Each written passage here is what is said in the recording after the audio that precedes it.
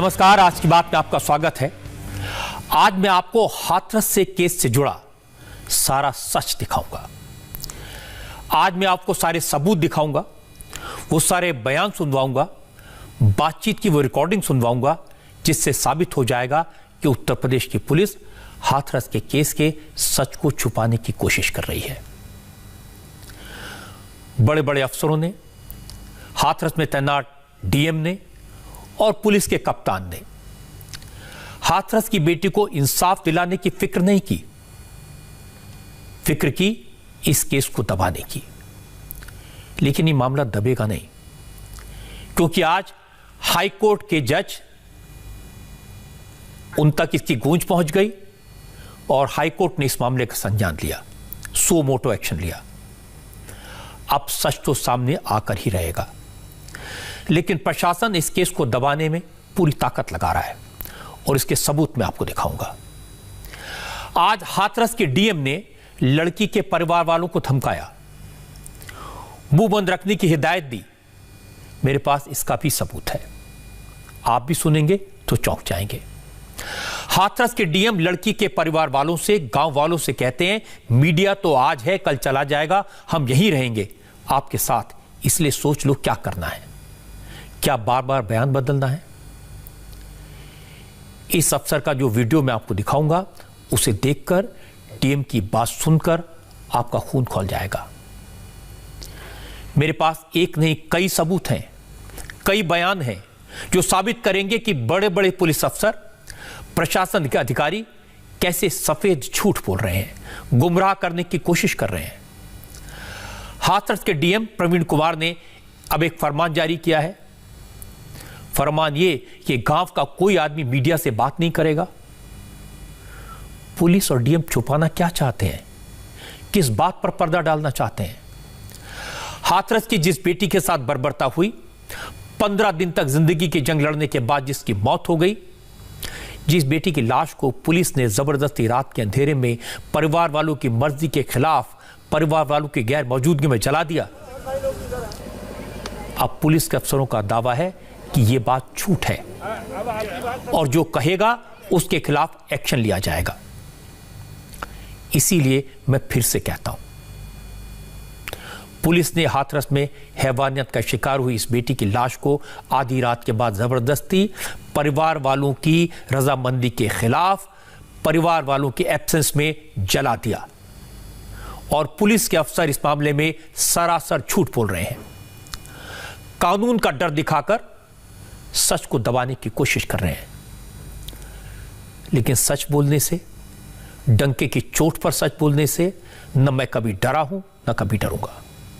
जब बात बेटी को न्याय दिलाने की है, अन्याय के खिलाफ आवाज उठाने की है, तो मेरी आवाज सबसे पहले होगी।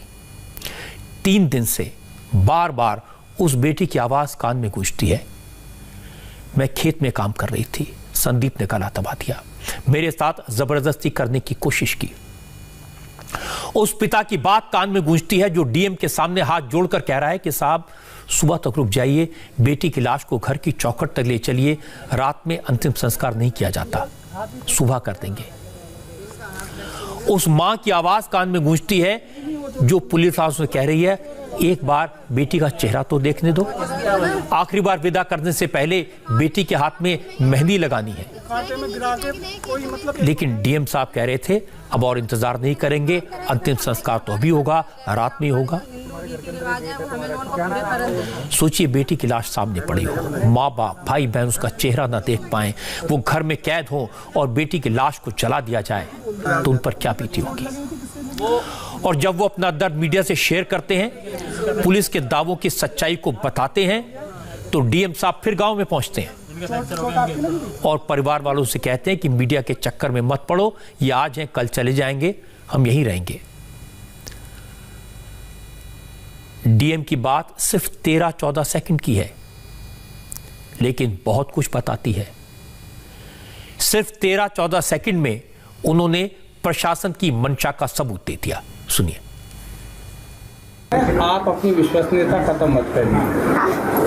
कि मीडिया वाले मैं आपको बता दूं, आज अभी आधे चले गए, कल सुबह तक आधे और निकल जाएंगे, 2-4 बजेंगे कल शाम तो हम ही आपके साथ खड़े हैं। अब आपकी इच्छा, आपको बार बार बयान बदलना नहीं बदलना है, अभी हम भी बदल जाए कि नहीं। हम डीएम साहब का ये डराने वाला रूप जब हमने इंडिया टीवी पर आज दिखाया तो डीएम साहब ने एक बार फिर झूठ बोला। इस बार सफाई देने की कोशिश की। प्रवीण कुमार साहब ने कहा कि पिछले 2 दिन से पीड़ित परिवार से बात कर रहे हैं, उनकी हर प्रॉब्लम को दूर करने की कोशिश कर रहे हैं, जिला अधिकारी के नाते सुख दुख बांटने की कोशिश कर रहे थे। आज भी परिवार के लोगों से मुलाकात हुई, उनकी नाराजगी जानने की कोशिश की, लेकिन परिवार के साथ उनकी बातचीत को गलत तरीके से पेश किया गया।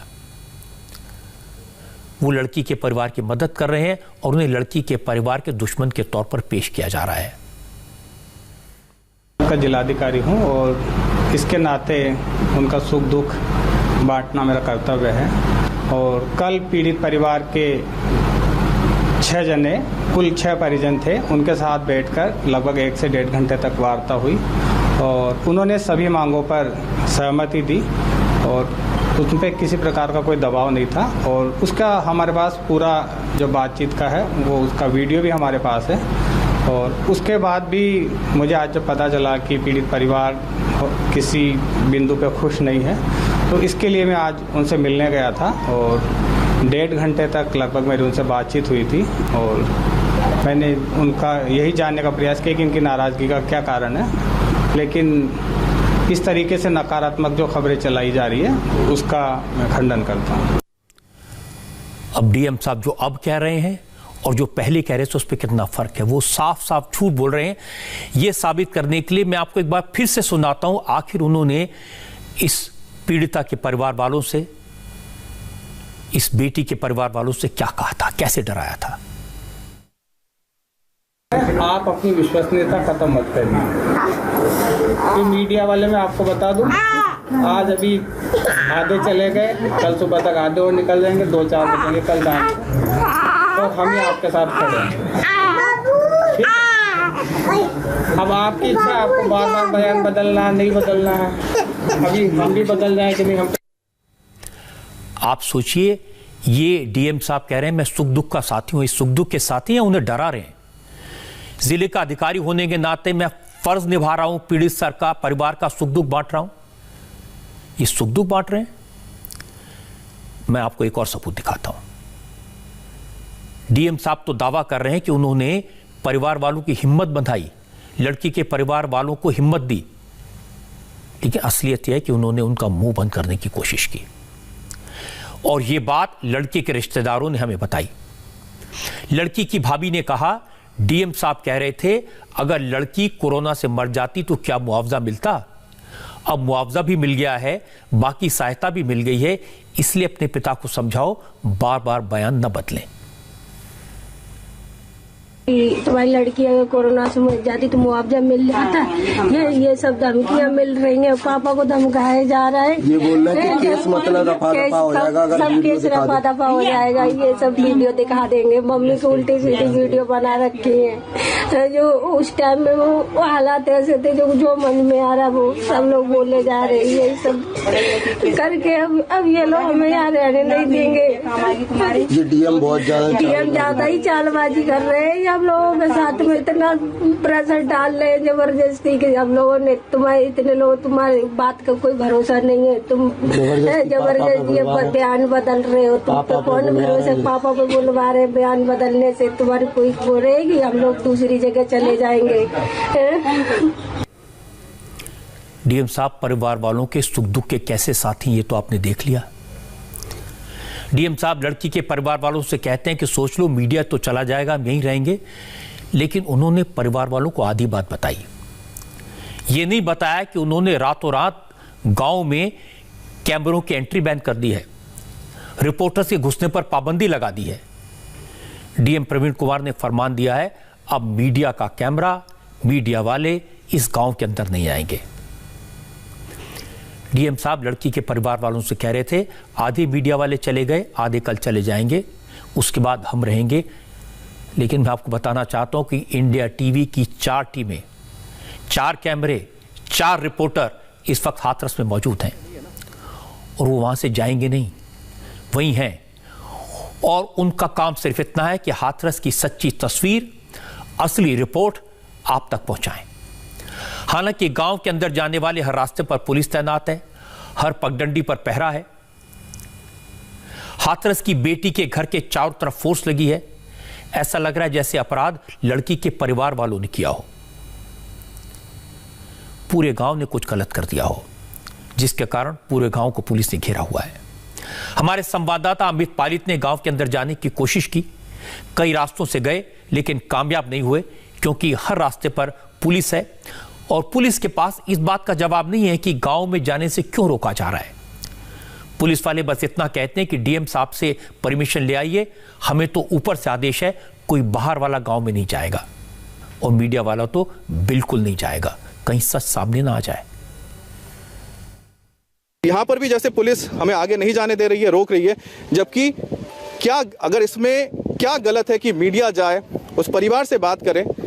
हाँ सर, हम यही जानना चाहते हैं कि आखिरकार क्यों रोका जा रहा है? हमें जानकारी नहीं है, प्रतिबंध लगा है, गांव सील है, कोई भी बाहर का आदमी इसमें नहीं जाएगा। हाँ? नहीं जांच अगर होगी, लेकिन ये बताइए मीडिया वाले जाके बात ही तो करेंगे ना परिवार से। अगर परिवार से बात नहीं करेंगे तो आप आगे मत बढ़िए, हम ला रहे हैं, आप यहीं रुकिए। हाँ हम ला रहे हैं, भाई अधिकारी को ला रहे हैं। देखिए का प्रतिबंध आप नहीं जाते। देखिए कानून आप आ जाए डीएम से लीजिए। बात सुनो, आप हम पे तो कह रहे हो, आप डीएम साहब से, एसपी साहब से परमिशन ले लो। नहीं, मुझे एक बात बताइए कि यहाँ पर ऐसा क्या हो गया, आप हमें क्यों रोक रहे हैं? आपने पूछा कि आप यहाँ से क्यों आ रहे हैं? अरे आप ये देखिए, आपने वहाँ पर रास्ता रोक दिया, आप अंदर नहीं आने दे रहे हैं। ठीक है, ठीक है, आपने यहाँ रोकने से मिलो, आप डीएम साहब से मिलो, कप्तान साहब से मिलो, परमिशन ले आओ, आ जाना। पुलिस वालों ने कहा, हमने उनकी बात मानी, लेकिन गांव में मीडिया की एंट्री की खबर जब हमने इंडिया टीवी पर दिखाई तो पुलिस फिर सक्रिय हुई। तुरंत नया बहाना आया, नया झूठ सामने आया।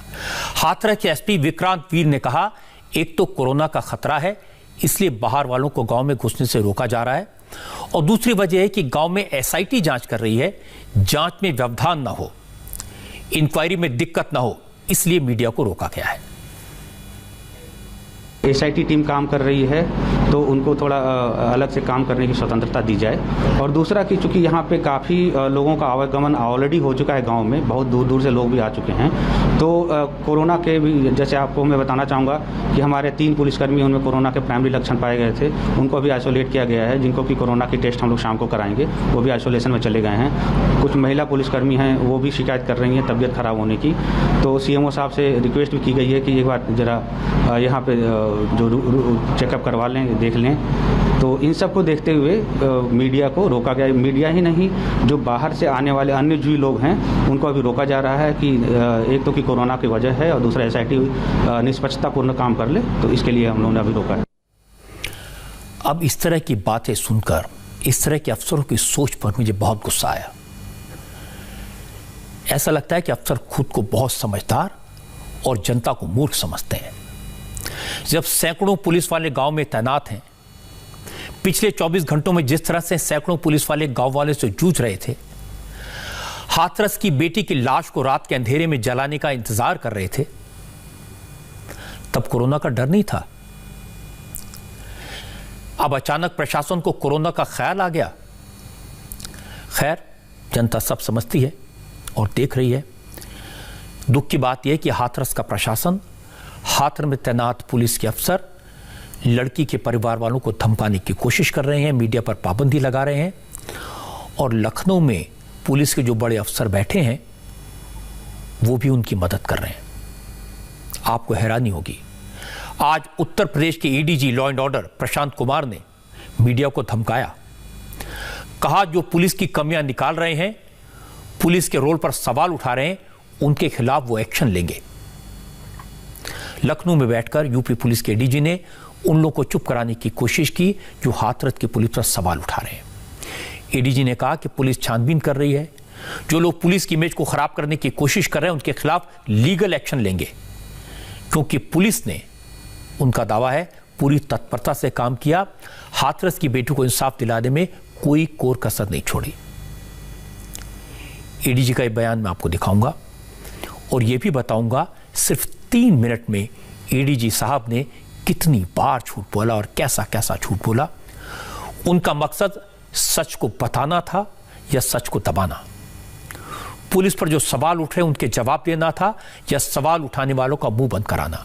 यह सब आपको समझ आ जाएगा। पुलिस ने शुरू से इसमें त्वरित कार्रवाई और तत्समय कार्रवाई की है। इसमें अब आगे की विधिक कार्रवाई की जाएगी। ऐसे लोगों की पहचान की जाएगी जो प्रदेश में के सामाजिक सद्भाव और जातीय हिंसा भड़काना चाहते थे और जवाबदेह अधिकारियों के कहने के बावजूद अपनी तरीके से चीज़ों को मीडिया में गलत तथ्यों के आधार पर मोड़ना चाहते थे। मेडिकल रिपोर्ट के परीक्षण आने के पूर्व ही गलत बयानबाजी और शासन और पुलिस के द्वारा किए गए कार्यों पर उंगली उठा के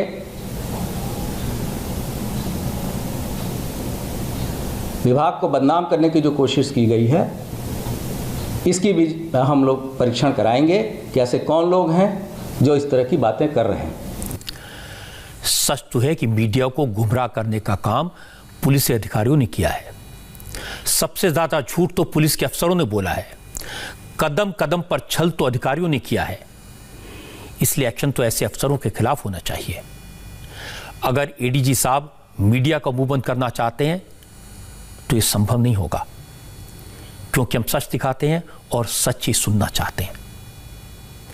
मैं पूछना चाहता हूं एडीजी प्रशांत कुमार से, जिस लड़की के साथ हैवानियत हुई, क्या वो हाथरस की बेटी नहीं थी? उसे हाथरस की बेटी कहने में कौन सा जाति संघर्ष पैदा हो गया? क्या उस बेटी के साथ हैवानियत नहीं हुई? क्या उस बेटी के साथ बेदर्दी से जुल्म नहीं हुआ? उसको इलाज मिलने में देरी नहीं हुई? क्या एक्शन होने में देर नहीं हुई? क्या उस बेटी की मौत लापरवाही की वजह से नहीं हुई? क्या उसे दिल्ली रेफर करने में देर नहीं की गई? क्या पुलिस ने शुरू में मामला दबाने की कोशिश नहीं की? क्या यह सवाल पूछना गुनाह है, जुर्म है? क्या गरीब की बेटी के लिए, गांव की बेटी के लिए न्याय मांगना गुनाह है? अगर पुलिस अफसरों की नजर में अपराध है तो मैं कहता हूं यह अपराध हम बार बार करेंगे। हम गरीब की बात उठाएंगे, गरीब को जुल्म से बचाएंगे। एडीजी प्रशांत कुमार साहब को जो एक्शन लेना हो ले लें। मुझे उनकी बात सुनकर हैरानी हुई, अफसोस हुआ। एडीजी साहब ने हर सेंटेंस के बाद अपनी पुलिस की पीठ ठोकी। जो सवाल उठा रहे उन्हें गलत बताया, गुमराह करने वाला कहा।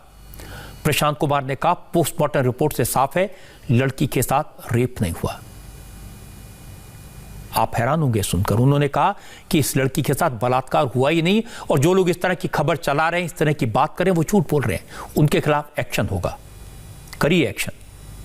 जो दिल्ली के पीएम रिपोर्ट में जो मृत्यु का कारण आया है वो गले में चोट होने के कारण और उसके दौरान जो ट्रॉमा होता है उसके कारण आना बताया गया है। इस बीच जो विधि विज्ञान प्रयोगशाला की रिपोर्ट भी अब प्राप्त हो गई है, जिसमें यह स्पष्ट रूप से बताया गया है कि जो सैंपल एकत्रित किए गए थे उसमें किसी तरह का स्पर्म और शुक्राणु नहीं पाया गया है। इससे स्पष्ट होता है कि कुछ लोगों के द्वारा प्रदेश में गलत तरीके से जातीय तनाव पैदा करने के लिए इस तरह की चीज़ें कराई गई। मैं इस तरह की इनसेंसिटिविटी पर, संवेदनहीनता पर हैरान हूं। एडीजी साहब क्या कह रहे हैं? लड़की की मौत गर्दन में चोट के कारण हुई। यह नहीं बता रहे कि उसी पोस्टमार्टम रिपोर्ट में यह भी लिखा है कि स्पाइनल इंजरी थी। 3 दिन से मीडिया यही तो कह रहा है कि लड़की की रीढ़ की हड्डी टूटी थी। स्पाइनल इंजरी का यही मतलब है। दूसरी बात, गर्दन की जो हड्डी टूटी है वो भी स्पाइन का ही हिस्सा होता है। इसलिए सीनियर अफसर हैं, बोलने से पहले सोचना तो चाहिए। दूसरी बात, एडीजी साहब कह रहे हैं कि स्पर्म नहीं मिला, इससे साबित होता है कि लड़की के साथ बलात्कार नहीं हुआ, रेप नहीं हुआ। अब सवाल यह कि क्या इस रिपोर्ट में यह बात लिखी है कि सैंपल में स्पर्म नहीं मिले और इसका मतलब है कि रेप नहीं हुआ? अगर लिखा है तो रिपोर्ट सामने आनी चाहिए। मैं जानता हूं कि कोई डॉक्टर इस तरह की बात नहीं लिख सकता। फिर एडीजी प्रशांत कुमार को इस सवाल का भी जवाब देना चाहिए कि पुलिस ने सैंपल कब लिया था, कब भेजा था, क्योंकि लड़की के साथ हैवानियत 14 सितंबर को हुई थी। रेप का केस 22 सितंबर को दर्ज हुआ था। एडीजी साहब ये बताइए कि पुलिस ने सैंपल कब लिया, और अगर घटना के 8-10 दिन बाद सैंपल लिया गया तो उसकी रिपोर्ट के आधार पर यह दावा कैसे कर सकते हैं कि 14 सितंबर को लड़की के साथ हैवानियत नहीं हुई थी? अब मैं आपको इससे आगे की बात सुनाता हूं। अगर लड़की ने खुद कहा हो कि उसके साथ जबरदस्ती हुई है, उसके साथ दुष्कर्म हुआ है, तो फिर फॉरेंसिक लैब की रिपोर्ट का कोई मतलब नहीं है। एडीजी प्रशांत कुमार लड़की के बयान पर यकीन करेंगे या फिर कागज के टुकड़े पर? मैं आपको इस बेटी का 16 सितंबर का बयान सुनवाता हूं, जिसमें हॉस्पिटल के बेड पर दर्द से कराई लड़की ने टूटे फूटे लफ्जों में कहा था उसके साथ संदीप ने जबरदस्ती करने की कोशिश की। क्या हुआ? किसने मारा है आपको? हाँ? किसने? और अच्छा, किस बात को लेकर? कोई बात नहीं,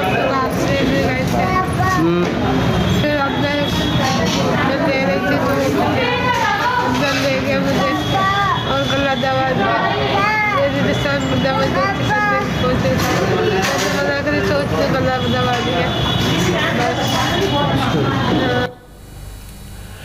आज मैं सारे सबूत लेकर आया हूं। इस बयान में लड़की साफ साफ कह रही है कि उसके साथ जबरदस्ती करने की कोशिश हुई। क्या एडीजी प्रशांत कुमार को जबरदस्ती का मतलब नहीं मालूम? कोई बेटी और क्या कहेगी? एडीजी प्रशांत कुमार को इस बेटी का एक और बयान सुनवाता हूं। यह बयान 22 सितंबर का है, मौत से 7 दिन पहले का। इसके बाद लड़की कभी नहीं बोली, क्योंकि वो बोलने की हालत में रही नहीं। उसकी हालत लगातार बिगड़ती गई और 29 सितंबर को लड़की की मौत हुई। इस आखिरी बयान में लड़की ने कहा था, हाँ मेरे साथ रेप हुआ, 1 महीने पहले भी रेप करने की कोशिश हुई थी। उस वक्त डर के कारण वो कुछ नहीं बोली थी। मुझे लगता है ये सब सुनने के बाद किसी फॉरेंसिक लैब की रिपोर्ट की ज़रूरत नहीं होगी, किसी सबूत की ज़रूरत नहीं होगी, और जो लोग अपनी पुलिस की कामयाबी की पीठ ठोक रहे हैं उन्हें मुंह छुपाना पड़ेगा। कब? एक बार और रेप करने की कोशिश की थी पहले? अच्छा, इससे पहले रेप करने की कोशिश की थी? लेकिन क्या हुआ? भाग आए थे। कुछ हुआ कि नहीं? अच्छा अच्छा, तो रवि कह रहा था कुछ हुआ कि नहीं? हाँ, अच्छा, ये दोनों मिले हुए हैं। तो उस समय तो बच गए आप। फिर उस दिन जिस दिन आपकी चोट लगी है उस दिन रेप हुआ है? अच्छा, दोनों ने किया था, कोई और भी था? वो दोनों थे और बाकी सब भाग गए थे। अच्छा, बाकी सब भाग गए थे। अच्छा, मम्मी को देख के भाग गए थे। तो आप उस समय होश में थे? थोड़ा सा होश था। अच्छा अच्छा, तो रेप हुआ आपके साथ। उसके बाद क्या किया? मेरी मम्मी ने मुंह में पानी डाला तो कुछ नहीं क्या हुआ। इस लड़की की बात, आवाज़ सुनकर बहुत दर्द होता है, बहुत तकलीफ होती है। हमारा कानून इस बात को मानता है, इस बात पर यकीन करता है कि मरने से पहले इंसान झूठ नहीं बोलता। डाइंग डिक्लेरेशन को चुनौती नहीं दी जा सकती। मरने से पहले का दर्द भरा यह आखिरी बयान सबसे पक्का सबूत है। अदालत इसे मानती है। और 22 सितंबर का लड़की का जो बयान आपने देखा, उसमें उसने साफ साफ कहा कि उसके साथ रेप हुआ। क्या इसके बाद भी ADG Prashant Kumar forensic lab की रिपोर्ट दिखाकर लड़की की बात को झूठ बताएंगे? क्या इसके बाद भी कहेंगे कि लड़की के साथ रेप नहीं हुआ? एडीजी साहब कानून की भाषा में बात कर रहे हैं। एफआईआर में धारा 376D लगाई गई है। ये गैंग रेप के अपराध में लगती है। थोड़ा बहुत कानून मैं भी जानता हूं। जितने बड़े एडीजी साहब हैं उनको शायद ज्यादा कानून की जानकारी होगी, लेकिन मैं इतना बता सकता हूं कि 376D कब लगती है और धारा 375 में रेप की क्या परिभाषा है। इसके अलावा मैं ये भी जानता हूं कि आईपीसी की धारा 354 में किसी महिला के साथ अभद्रता की जाए, किसी महिला के साथ जबरदस्ती की जाए, तो कौन कौन सी 7 कंडीशन दी गई हैं। इसलिए एडीजी कानून की बात करके गुमराह करने की कोशिश ना करें। हां, वो धमकी दे सकते हैं, लेकिन उसका कोई असर होगा इसकी उम्मीद ना करें।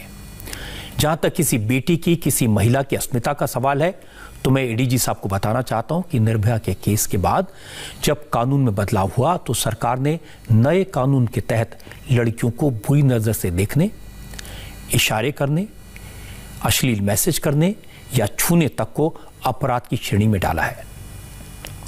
इसलिए कम से कम पुलिस वालों को तो यह कहने से बचना चाहिए कि लड़की के साथ जुल्म नहीं हुआ, और जिस लड़की की जान चली गई है उसके बारे में तो कुछ भी बोलने से पहले 100 बार सोचना चाहिए। हाथरस की बेटी ने 15 दिन तक तड़पने के बाद जान दी, और अब एडीजी प्रशांत कुमार कह रहे हैं कि मीडिया गुमराह कर रहा है। न लड़की की जीभ कटी थी, न रीढ़ की हड्डी टूटी थी, न बलात्कार हुआ था, तो हुआ क्या था? मेरे पास सबूत है। मैं आपको हाथरस की बेटी की पोस्टमार्टम की रिपोर्ट दिखाता हूं। इस रिपोर्ट में साफ लिखा है कि रीढ़ की हड्डी में इंजरी थी, बड़ा जख्म था। रिपोर्ट के मुताबिक हाथरस की इस बेटी की गर्दन पर सामने से लिंगेचर यानी गला दबाने के निशान थे। जबड़े पर बाईं से दाईं तरफ 15 सेंटीमीटर लिंगेचर मार्क और ठोड़ी के 8 सेंटीमीटर नीचे 7 सेंटीमीटर चौड़ा लिंगेचर मार्क था। रिपोर्ट कहती है कि गर्दन की बाईं तरफ 5 सेंटीमीटर चौड़ा मार्क था, गर्दन की दाहिनी तरफ 6 सेंटीमीटर चौड़ा मार्क था। खून के बहाव के साथ गर्दन और रीढ़ को जोड़ने वाली हड्डी में फ्रैक्चर था, रीढ़ की हड्डी में जख्म था। रिपोर्ट में मौत की वजह हमले की वजह से सर्वाइकल स्पाइन में चोट को बताया गया, यानी गला दबाने से मौत। लगातार गला घोटने की वजह से पीड़ित की गर्दन पर जख्म के निशान साफ थे। पोस्टमार्टम रिपोर्ट में साफ लिखा है लड़की के साथ किस तरह से हैवानियत हुई, जुल्म हुआ, और 19 साल की इस बच्ची ने कितना दर्द सहा, किस तरह की यातना झेली, और आखिरकार उसने दम तोड़ दिया। लेकिन उत्तर प्रदेश पुलिस के एडीजी प्रशांत कुमार ने कहा कि पुलिस और प्रशासन की तरफ से पीड़ित को हर मुमकिन मेडिकल फैसिलिटी मुहैया कराई गई। डॉक्टरों की तमाम कोशिशों के बावजूद उसकी जान नहीं बचा सकी, यह कहा गया। और इसके बाद एडीजी साहब ने एक और झूठ बोला। कहा कि दिल्ली में लड़की की मौत के बाद परिवार वालों के साथ लड़की की डेड बॉडी हाथरस लाई गई और परिवार वालों की मौजूदगी में उसका अंतिम संस्कार किया गया। कैसा झूठ, सुनिए। पीड़िता को त्वरित चिकित्सा सुविधा दिलाते हुए स्थानीय अस्पताल के बाद से अलीगढ़ मुस्लिम यूनिवर्सिटी के मेडिकल कॉलेज में भर्ती कराया गया,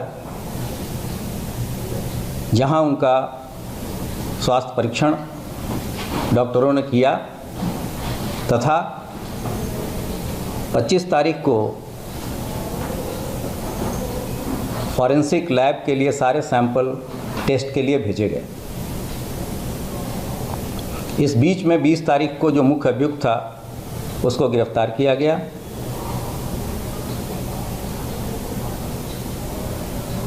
जब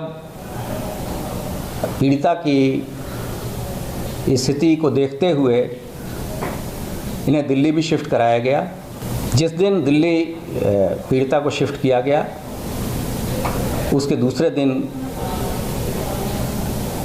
उनकी मृत्यु हो गई। उसके बाद से पोस्टमार्टम दिल्ली में करा के पैनल ऑफ डॉक्टर्स के द्वारा शव परिवारजनों के साथ लाके उसकी अंत्येष्टि कराई गई। एडीजी साहब कह रहे हैं कि उन्होंने विक्टिम को बेहतरीन इलाज मुहैया कराने के सभी इंतजाम किए, लेकिन मैंने आपसे कहा था आज मैं सारे सबूत लेकर आया हूं। मैं आपको वो तस्वीर दिखाता हूं जिसके बाद कुछ और कहने की जरूरत नहीं पड़ेगी। जो तस्वीर मैं आपको दिखाने जा रहा हूं उसे देखकर आप भी कहेंगे पुलिस वाले इतने अमानवीय कैसे हो सकते हैं। यह उस वक्त का वीडियो है जब हाथरस की बेटी के परिवार वाले उसे लेकर थाने पहुंचे थे। उसके साथ हुई दरिंदगी को लेकर पुलिस के सामने गुहार लगा रहे थे। उस वक्त थाने में बेहोश लड़की को एक चबूतरे पर डाल दिया गया था। लड़की होश में नहीं थी, गर्दन की हड्डी टूटी हुई थी, वो हिल डुल नहीं रही थी। लड़की की हालत बेहद खराब थी, उसे फौरन इलाज की जरूरत थी, लेकिन पुलिस वालों का पत्थर दिल पसीजा नहीं। वो लड़की के परिवार वालों से कब, कहां, कैसे, कौन जैसे सवाल करते रहे, केस दर्ज करने में टालम टोल करते रहे। और इस दौरान गरीब की बेटी, हाथरस की बेटी वहीं सीमेंट के चबूतरे पर पड़ी तड़पती रही।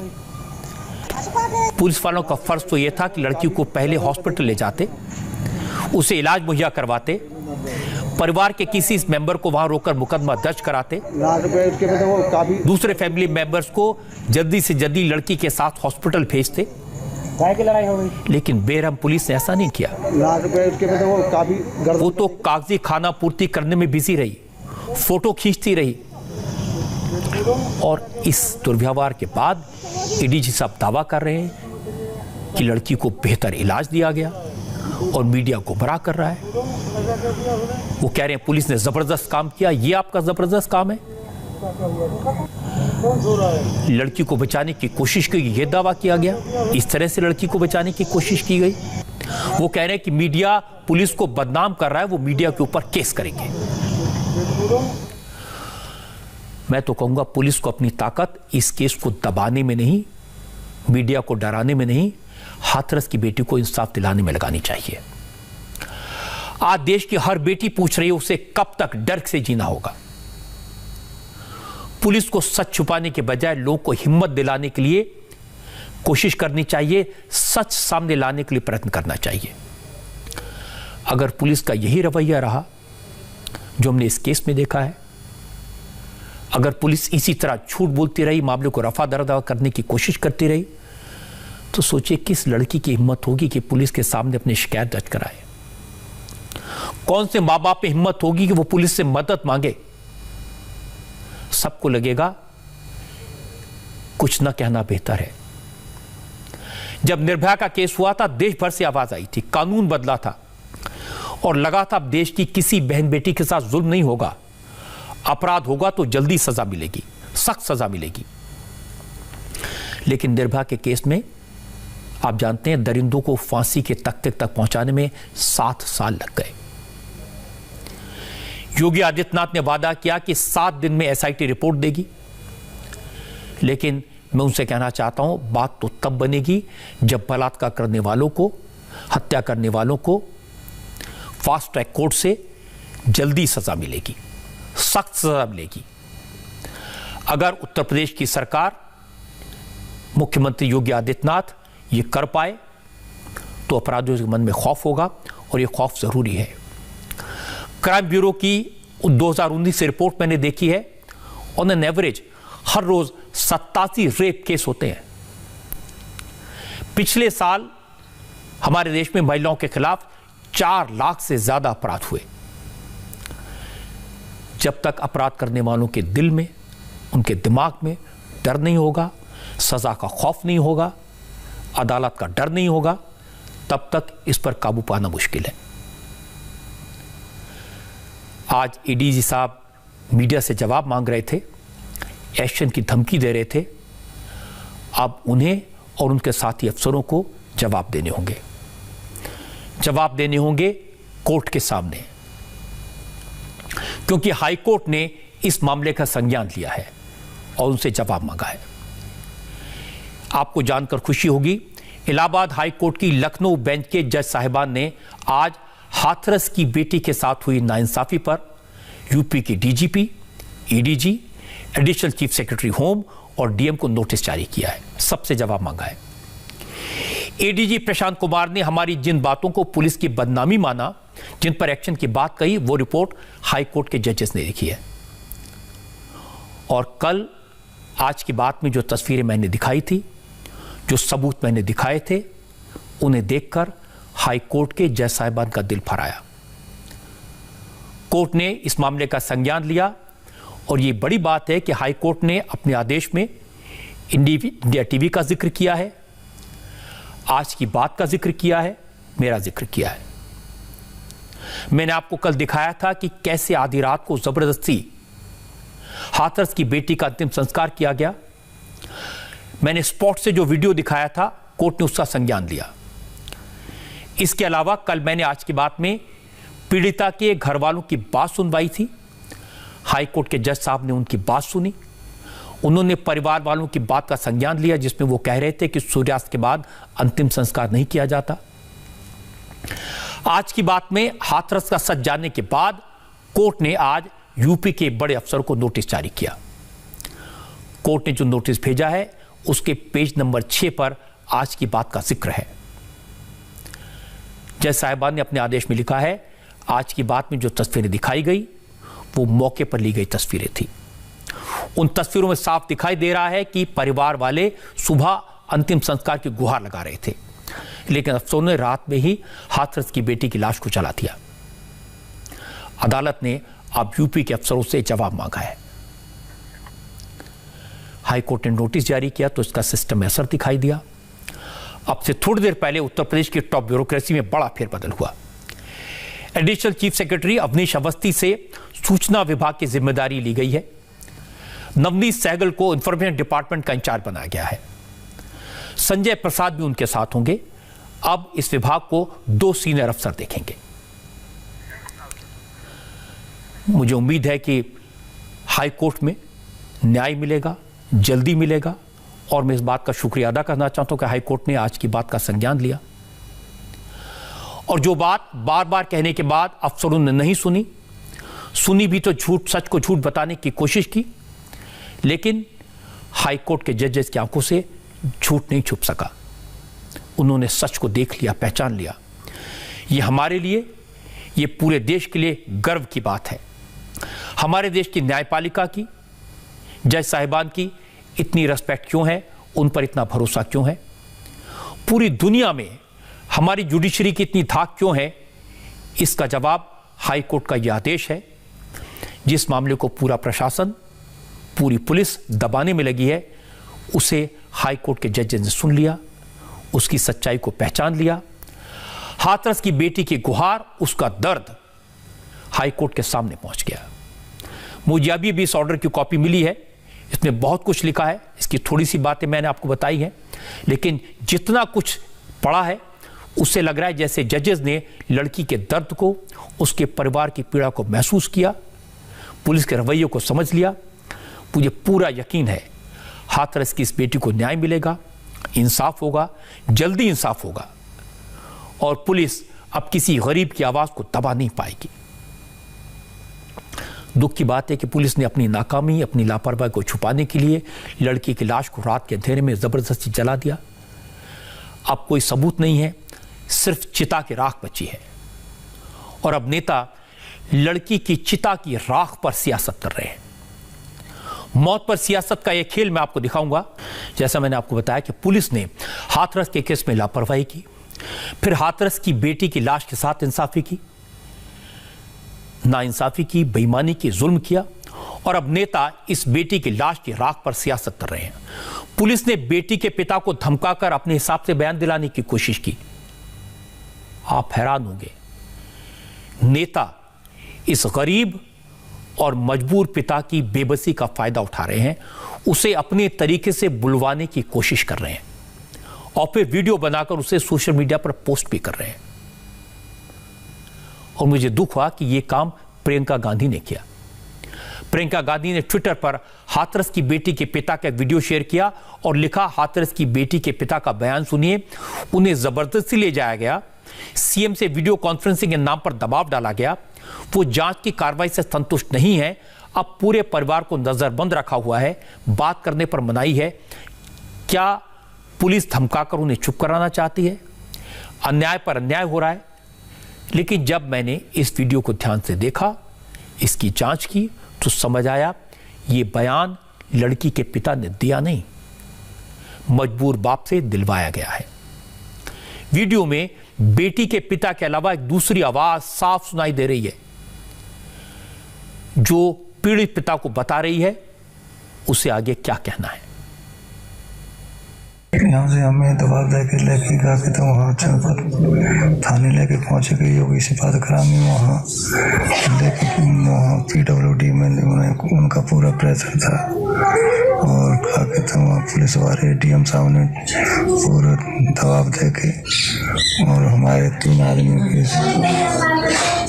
साइन करा लिए और उससे हम संतुष्ट नहीं हैं। और मेरी जब इसकी केस की बिटिया की जांच होनी चाहिए सुप्रीम कोर्ट के जज के द्वारा। CBI जांच होनी चाहिए। दबाव बनाया था। हाँ, दबाव बना के क्या कहते हो पुलिस वाले वहाँ तो सब अधिकारी है, उन लोगों ने कितो गोलीकरण ना दे, अभी घर में भी कैद करते हैं। हाँ, और यहाँ भी किसी को क्या कहते हैं बाहर ना निकलने दे रही और मीडिया बाहर कोई किसी को नहीं आने दे रहे। CBI जांच की मांग करो, दबाव बनाया गया, हमें घर में कैद कर दिया गया, ये सारी बातें इस बेबस बाप से कहलवाई गई। ये आपने साफ साफ देख लिया।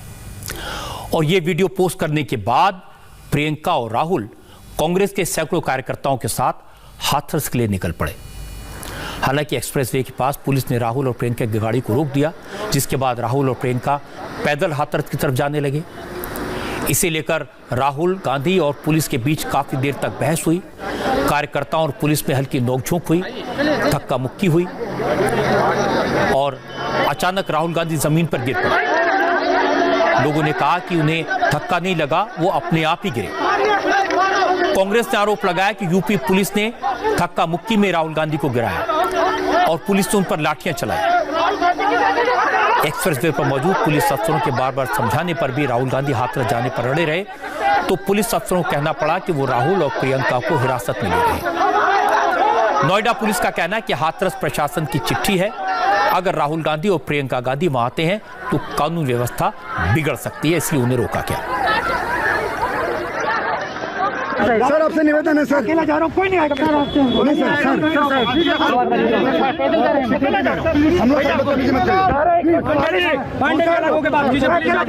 लोग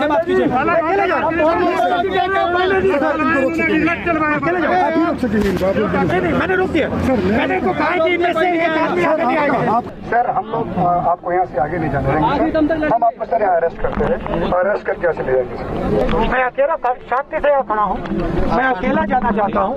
144 कहता है पब्लिक असेंबली, मैं पब्लिक असेंबली नहीं करना चाहता हूँ, मैं अकेला पैदल यहाँ से हाथरस जाना चाहता हूँ। किस धारा में आप मुझे अरेस्ट करने हैं? मैं अकेला जाना चाहता हूँ। लाठी चार्ज की भी 188 में हम आपको अभी 188 समझाइए क्या है? एनी लॉ विच है, कौन सा लॉ, कौन सा लॉ है, कौन सा लॉ है?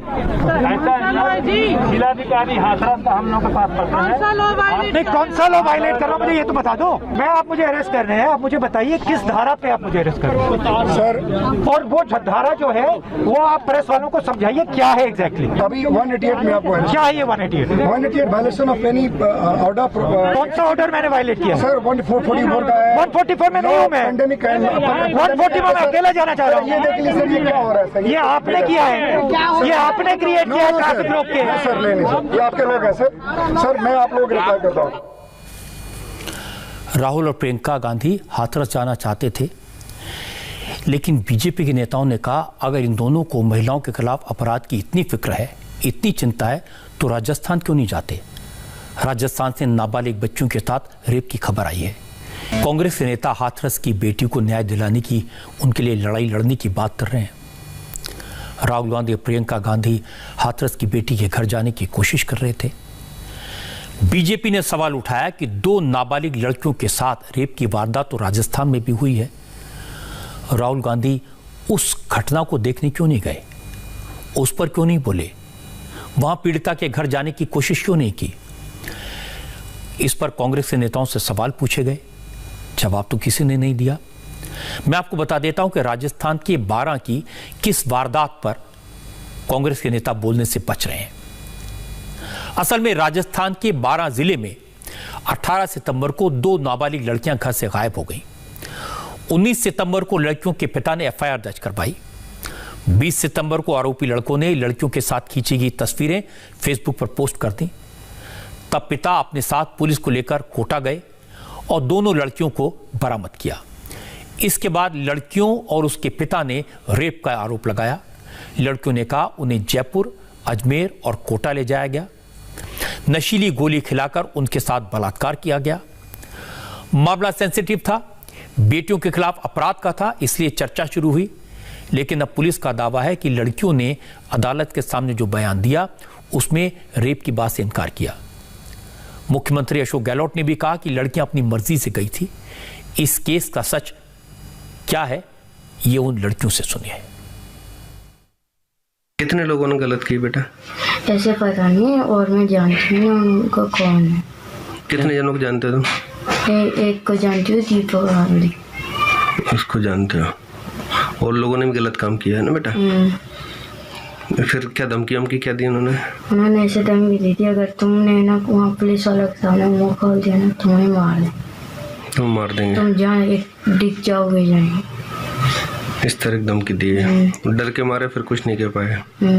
मेडिकल से बोला था मुँह भी खोल दिया ना तुम्हारा बहुत बुरा होगा। कितने लोगों ने गलत किया तुम्हारे साथ में? ऐसे तो 2-3 थे, पर ऐसे पता नहीं है कौन कौन। बेहोश कर देते थे, गोली दे देते। लड़कियां अपनी जुबान से कह रही हैं कि उनके साथ बलात्कार हुआ, कई लोगों ने किया, उन्हें डराया गया, मुंह खोलने से रोका गया। लेकिन पुलिस तो कहीं की भी हो, कुछ और ही कहती है। पुलिस के मुताबिक नाबालिग लड़कियों के साथ रेप की खबर गलत है। लड़कियां अपनी मर्जी से घर से भागी थी। 12 के एसपी के मुताबिक मजिस्ट्रेट के सामने धारा 164 के बयान में इन्होंने बलात्कार जैसी कोई बात नहीं कही थी। पुलिस ने आरोपियों को छोड़ भी दिया। अब मामला उठा है, सवाल उठे हैं, तो एसपी साहब कह रहे हैं अभी केस की जांच बंद नहीं हुई है, नए फैक्ट सामने आएंगे तो उसकी भी जांच की जाएगी। वहां पर इन बच्चियों ने अपने बयानों में ये बात बताई कि क्योंकि इनके पापा इनको घुमाने नहीं ले जाते थे, इस कारण से ये घूमने चले गए थे कोटा में, और इनके साथ इनको कोई बहला फुसला के नहीं लेके गया और इनके साथ कोई गलत काम नहीं हुआ। इस तरह के बयान इन्होंने मजिस्ट्रेट साहब के सामने बताए हैं। मजिस्ट्रेट साहब ने बाकायदा उसको रिटन में करके और उसको क्या कहते हैं अपनी स्टैंप और मोहर के साथ हमको प्रोवाइड किए गए हैं। इनकी जो हमने मेडिकल कराया उससे भी पुष्टि होती है कि किसी प्रकार की कोई ज़बरदस्ती नहीं हुई है। तो उस आधार पर अभी हमारी जांच कंटिन्यू कर रही है। तो जो आरोप शक के आधार पर पिताजी ने लगाए थे वो एक प्रकार से निराधार साबित हुए, लेकिन फिर भी हमने अभी इसको अनुसंधान को क्लोज नहीं किया है। मामला बेटियों की इज्जत का है, अस्मत का है, उनके सम्मान का है, इसलिए इस तरह के मामलों में बेहद संवेदनशीलता बरती जानी चाहिए। पुलिस चाहे यूपी की हो या राजस्थान की, पहली कोशिश ये होती है कि रेप का केस बनाया ही न जाए, लड़कियों को डरा धमकाकर सच बोलने से रोका जाए, परिवार को बदनामी का डर दिखाया जाए। लेकिन पुलिस को समझना होगा अब जमाना बदल गया है। अब हर केस पर कैमरे की नजर रहती है, मीडिया अलर्ट है। अब से थोड़ी देर पहले राजस्थान के बांसवाड़ा से एक और बुरी खबर आई है। यहां एक लड़की की गैंग रेप के बाद हत्या कर दी गई। एक ही परिवार के 4 आरोपी फरार हैं। यह जगह दिल्ली से 771 किलोमीटर दूर है। हम इसकी जांच करेंगे। लेकिन क्या राहुल गांधी वहां सिर्फ इसलिए नहीं जाएंगे कि राजस्थान में कांग्रेस की सरकार है? एक और बात कहना चाहता हूं, जब तक बलात्कार के मामले में सियासत होती रहेगी, कभी दलितों के नाम पर, कभी सवर्णों के नाम पर, कभी हिंदू मुसलमान के नाम पर राजनीति होती रहेगी, तब तक इंसाफ नहीं मिलेगा। और ये बहुत ज़रूरी है हमारे देश की बेटियों को इंसाफ मिले, उनके मन में सुरक्षा की भावना पैदा हो।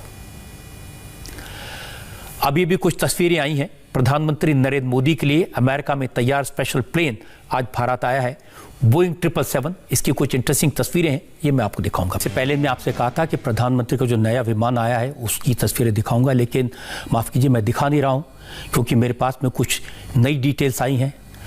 हाथरस की बेटी के साथ जो नाइंसाफ़ी हुई, हाईकोर्ट ने यूपी के DGP, ADG, additional chief secretary home और डीएम को नोटिस जारी किया है। उसकी डिटेल्स मेरे पास आई हैं। इन सब से जवाब मांगा गया है। एडीजी प्रशांत कुमार ने हमारी जिन बातों को पुलिस की बदनामी माना था, जिस पर एक्शन की वो बात कर रहे थे, हाईकोर्ट के जज साहिबान ने आज की बात में जो रिपोर्ट देखी, जो तस्वीरें देखी, जो सबूत देखे, उसे देखकर इस मामले का संज्ञान लिया। और ये बड़ी बात है कि हाईकोर्ट ने अपने आदेश में आज की बात का जिक्र किया। मैंने आपको दिखाया था कि कैसे आधी रात को जबरदस्ती पीड़िता का अंतिम संस्कार हुआ। स्पॉट से जो रिपोर्ट थी वो कोर्ट ने देखी। आज की बात में पीड़िता के घर वालों ने जो बात कही थी, उस बात को जज साहिबान ने सुना। उन्होंने परिवार वालों की बात का संज्ञान लिया, जिसमें वो कह रहे थे कि सूर्यास्त के बाद अंतिम संस्कार नहीं होता। हाथरस का सच जानने के बाद कोर्ट ने आज उत्तर प्रदेश के बड़े अफसरों को नोटिस जारी किया है। कोर्ट ने जो नोटिस भेजा है उसके पेज नंबर 6 पर आज की बात का जिक्र है। जज साहिबान ने अपने आदेश में लिखा कि आज की बात में जो तस्वीरें दिखाई गई वो मौके पर ली गई तस्वीरें थी। उन तस्वीरों में साफ दिख रहा था कि परिवार वाले सुबह अंतिम संस्कार की गुहार लगा रहे थे, लेकिन अफसरों ने रात में हाथरस की बेटी की लाश को जला दिया। अदालत ने अब यूपी के अफसरों से जवाब मांगा है और मुझे पूरी उम्मीद है कि सच जरूर सामने आएगा। इलाहाबाद हाईकोर्ट ने अपने ऑर्डर में इंडिया टीवी का जिक्र किया, आज की बात का जिक्र किया। मैं आप सबको यकीन दिलाना चाहता हूं, जब तक हाथरस के मामले का पूरा सच सामने नहीं आ जाता, तब तक हम लगातार इस पर अपनी नजर बनाए रखेंगे। इंडिया टीवी के रिपोर्टर्स इस केस की पूरी जांच करेंगे, सच सामने लाएंगे। आज इंडिया टीवी के 20 रिपोर्टर्स फील्ड में उतरे थे। हाथरस, बलरामपुर, अलीगढ़, राजस्थान के अजमेर, हर जगह से स्पॉट पर जाकर उन्होंने एक एक सच की पूरी जांच की।